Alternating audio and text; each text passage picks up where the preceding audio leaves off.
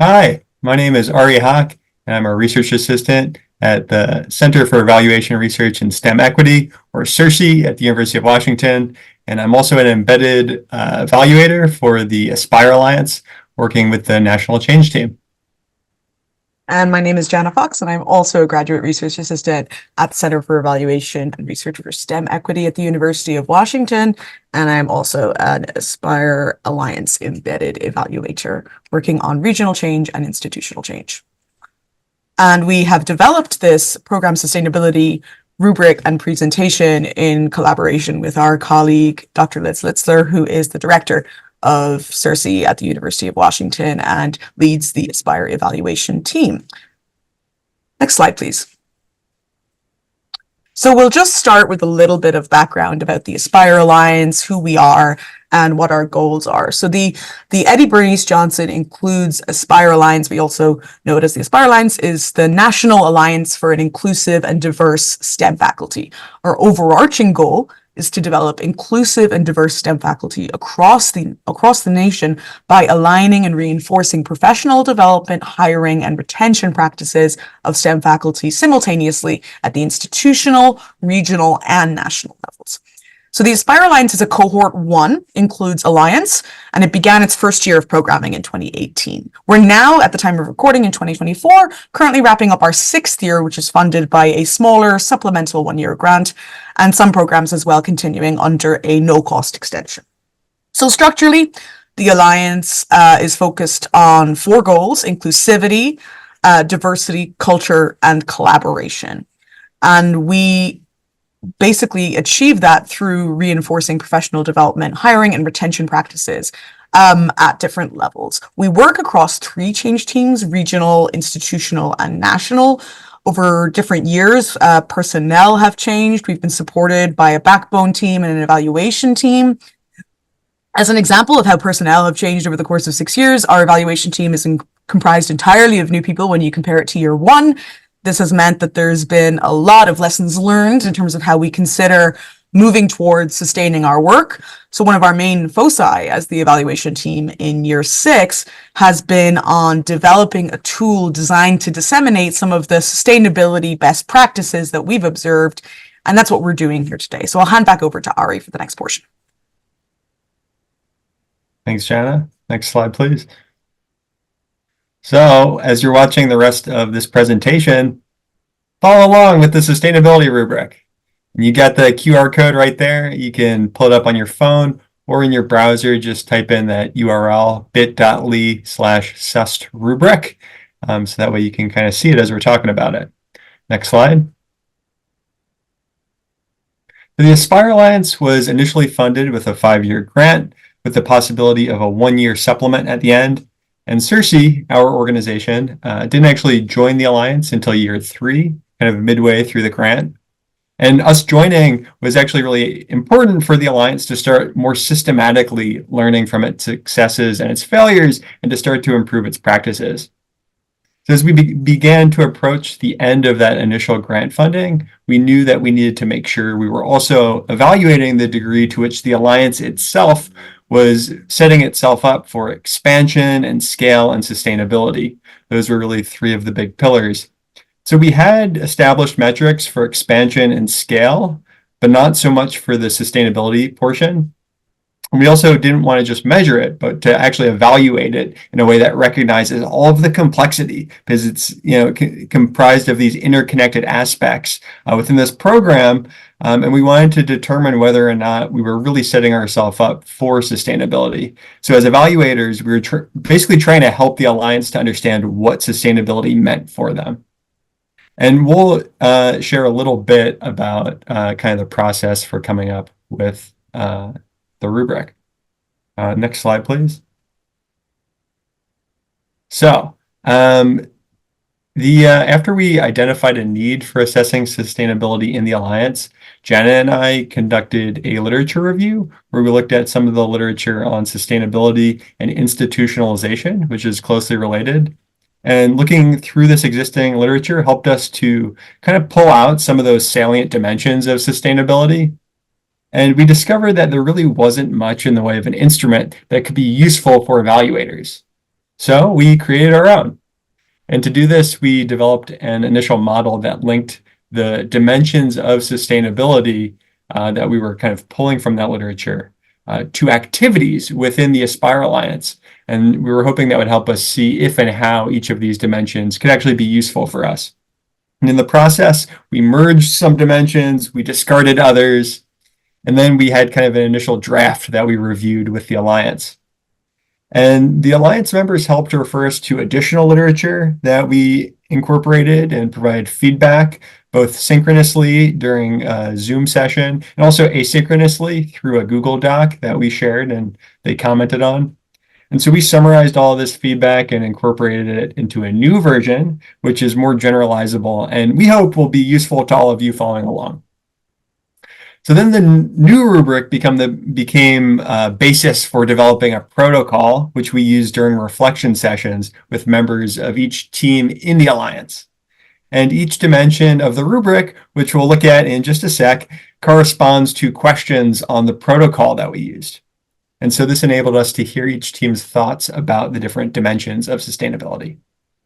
Then Jana and I were back to work reviewing transcripts of the reflection sessions, and we actually pulled quotes from the different team members that spoke to the stage that they were at for each dimension. And we ultimately generated a summary of each team's reflection session using the rubric as a template and included quotes throughout, as well as some higher level summaries to kind of make sense of things. And then finally, with all of this in hand, we compiled what we're calling a meta summary of each of the team's individual summaries. And we did this to identify some of the overall trends. And the purpose was really to give everyone a rough idea of how the Alliance was doing overall. And with that, I'll pass it over to Jana. Great. So next slide, please. So what I'll be taking you through is a couple of the first stages of sustainability before we start looking at the individual dimensions. Next slide, please.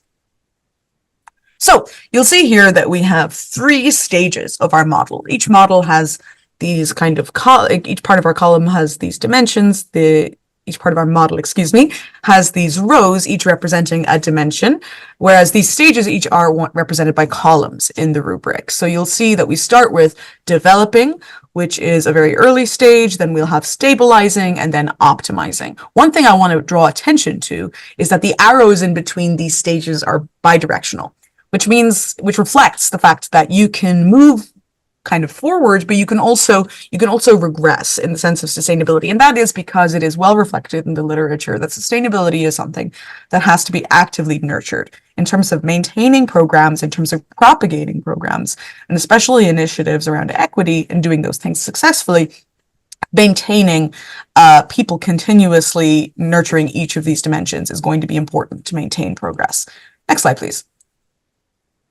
So we'll break down the stages in a little bit more detail. So stage 1 is what we call the developing stage, and that denotes early stage development of practices that promote program sustainability, but there are still either challenges or barriers or just opportunities to improve these practices and continue growing them. Next slide, please. So stage 2 is stabilizing. This represents that there is practices and initiatives that promote program sustainabilities in a given dimension, but there still remain significant barriers to sustainability or, once again, opportunities to improve these things. And the initiative, so the stage of stabilizing represents that there has been some sort of initiative that has been promoting program sustainability already. Developing the previous stage might denote either an earlier stage in those interventions where there's no evidence of success yet, for instance, and stage 2 represents a stabilization of those initiatives. Stage 3 is the next one. Next slide, please. So stage 3 is the optimization stage, optimizing. So this represents that practices are taking place in a given dimension that are highly conducive toward program sustainability, and that there is also an environment and a culture that is supportive to those practices, and that there are not ideally significant barriers that are remaining to maintaining practices around the different dimensions of sustainability that are conducive to program sustainability. Next slide. All right, let's talk about some dimensions of sustainability. Next slide. Here they are. So I just want to note that we didn't come up with these dimensions ourselves. As we discussed earlier, these are really based on our interpretations of the relevant literature. And so we've included some of the citations on this slide, and there's a full bibliography at the end of the slide deck. So if you're interested, we encourage you to look at some of the original literature. And each of these dimensions are an attempt to label aspects of programs and organizations that are inherently really complicated. They're messy, they're not mutually exclusive. So despite these kind of bounded boxes that you see here, we want to acknowledge that it's not quite that simple. And so really consider this to be a heuristic, which we hope is helpful, but we also welcome your continued ideas and feedback about ways we can continue improving this. So with that said, let's look at each of the dimensions in more detail. Next slide. All right, let's talk funding. And we're going to start off with this one because it's often the most fundamental dimension in that all of the others depend on it. And the goal here is really to have a diversity of hard and soft funds, which enables you to both maintain your activities that are really core and serve your community's ongoing needs, but also to test out new initiatives that would enable you to be more responsive as new needs continue to pop up. And so if you don't have funding secured for your program's long-term success, it's going to be really difficult to maintain some of these core functions. And you're going to need to have some staff time allocated to pursuing these opportunities. Otherwise, the staff are going to need to do two jobs at once, trying to maintain programming while looking for funding. And that in and of itself isn't all that sustainable. So consider building in time to grant proposals and job descriptions for securing additional funds. And we recognize this isn't always an easy thing to do. So you may have to actually make an argument that this really is an essential job function to maintaining the sustainability and ultimately the success of your program. Slide. All right, personnel, also very important. And people power is really crucial to any program's long-term sustainability. You need to make sure you've got enough people and also the right people to do the job. And so Kezar and Gerke emphasize that you need a professional staff who are trained and compensated for whatever that particular job function is. And after you've hired the right people, you also want to make sure that you've got adequate training for them and also adequate power in order for the personnel to develop self-efficacy in their roles.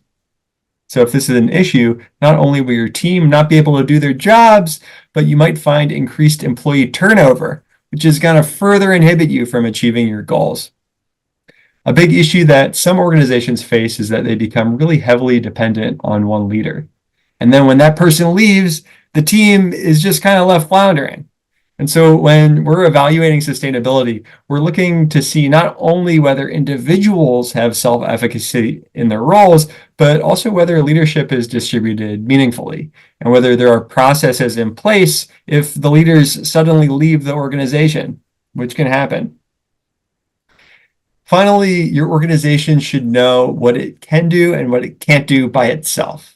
And so once you've hired the right people for the right jobs, you've trained those people adequately, and you've distributed leadership, consider how to delegate key tasks, both internally and outside of the organization. So this brings us to our next slide, which is about partnerships. And so for many organizations, partnerships are really important for ensuring the sustainability of their work, especially when that work is complex and dynamic, like so much of it often is. And there are different kinds of partnerships which might aid sustainability. We already talked about funders, which is really one kind of partnership. You can also think about coordination partners that can help you to actually implement the work. And these might involve professional or disciplinary societies or other institutions that you strategize or coordinate efforts with. Also consider expansion partners who can help your work to reach more people or to make a bigger impact. These might include organizations within your networks that could help you to amplify your messaging. So overall, paying attention to partnerships demonstrates how evaluating sustainability isn't just an internal exercise, but is really heavily dependent on the relationships your organization's cultivating. And so in order to nourish those relationships, partners need to be actively involved in all of the decisions that are going to affect their work. And they should be positioned to take on that work by themselves. Over time, as you're doing this, this is really going to help you to distribute ownership over this work. I'll pass it to Jenna. All right, next slide, please. So we'll be discussing information resources as the next dimension. And this is a really great category to be aware of. And it is one that is often overlooked despite being somewhat of low-hanging fruit. This is a really critical category because it is quite, on the face of it at least, very simple to document processes as you go, develop resources ahead of time for things such as onboarding and reporting, strategic decision making, propagation, even evaluation as well. These can be really critical resources that can help maintain program stability in light of given challenges such as employee turnover and other issues connected to other dimensions such as personnel that Ari covered a moment ago.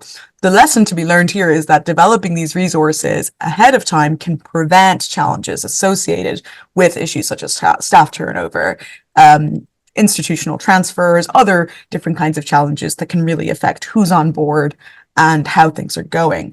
And this can save a lot of time and hassle in the long run. Next slide, please.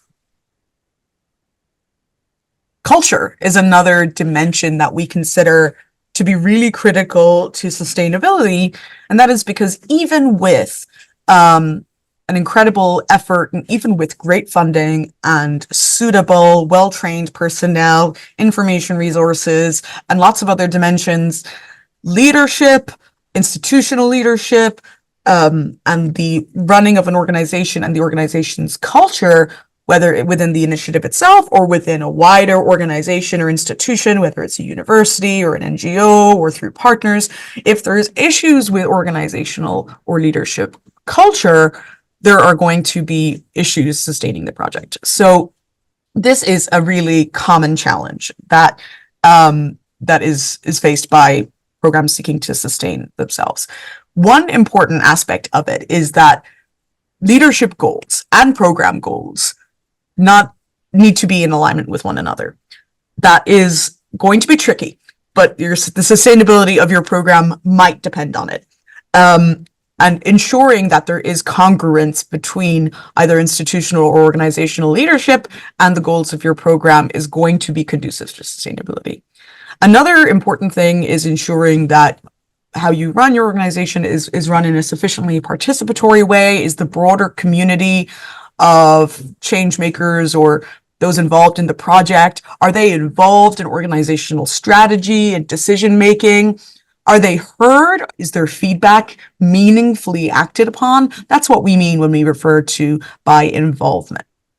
Another important aspect is flexibility. We have found in the literature, Gardner et al. Wrote a fabulous piece discussing how relationships with funders, wherever there's flexibility and a positive culture and an element of trust taking place between a funder and a funded project, there can be additional flexibility to change projects that aren't working and find new approaches. So maintaining positive relationships and mutually enforcing relationships, even with your funders or with partners, can be really, really beneficial and can improve your work and can give you bandwidth to change things that aren't working where you otherwise might not have had that bandwidth before. Another important thing is demonstrating awareness of the overall issues affecting your project. So if you are intervening in the area of STEM equity, having an idea of what elements of life are conducive or not conducive to STEM equity, understanding issues such as what diversifies faculty and what elements of educational policy are not congruent with broadening participation, that's going to be a bit more of a negative sign if folks don't have awareness of those overall issues. So if your community is well informed about the things that are going to be affecting equity in STEM, that is going to be a sign of another positive culture. And finally, partnerships, in terms of relationships with partnerships, they should be strong and trusting as well. And that is another important aspect of the cultural aspects of sustainability. Next slide.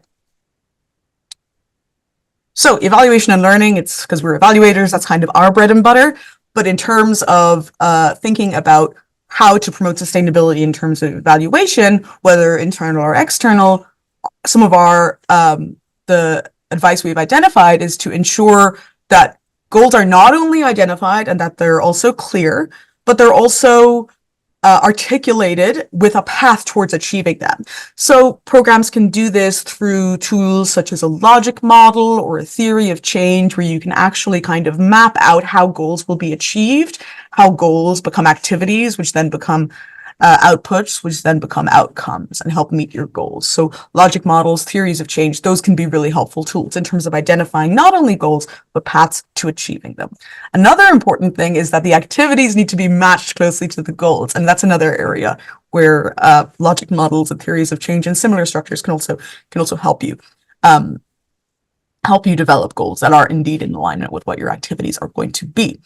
The data collection is very important, ensuring that you're collecting relevant data, not redundant data, but all relevant data you need regularly to capture any relevant activities or outputs that are indeed in alignment with your goals. Demonstrating what you've achieved is going to be critically important in terms of securing funding. Some of the literature that we cite here has discussed how programs that were still carrying out interventions but failed to collect data to demonstrate their interventions did struggle to secure funding or renew funding down the line. So collecting data regularly and consistently is a way that is going to help you down the line in terms of demonstrating impact in order to secure future funds, both hard and soft. So another important thing is establishing a feedback mechanism, wherein there is a formal but regular and structured way to acquire feedback about the activities you're doing. So examples of that can include an advisory board, a steering committee, or a governance committee, where there is a sense of accountability and a sense of feedback, and regular consultation with experts. And finally, an important thing is not only paying attention to not only collecting your data, but paying attention to it, applying any lessons that you learn from the evaluation data that you have collected, either by yourself or with internal or external evaluators. Next slide, please.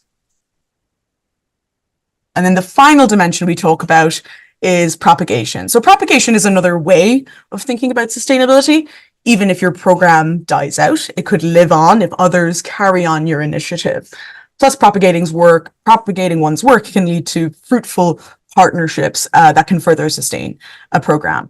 Now, a lot of propagation, all propagation begins with disseminating your work to relevant audiences, and that requires dissemination at a very, very base level.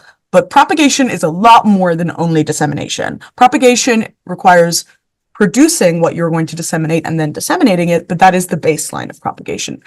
What is important is to identify potential adopters and cater what you disseminate to their needs. You can also work to engage with your adopters and your audiences and exchange lessons learned, build partnerships with your adopters, and then learn from their innovations as well. And this can create wider networks and can ensure that mutually relevant work can be mutually successful as well. So then we will move on to the next slide.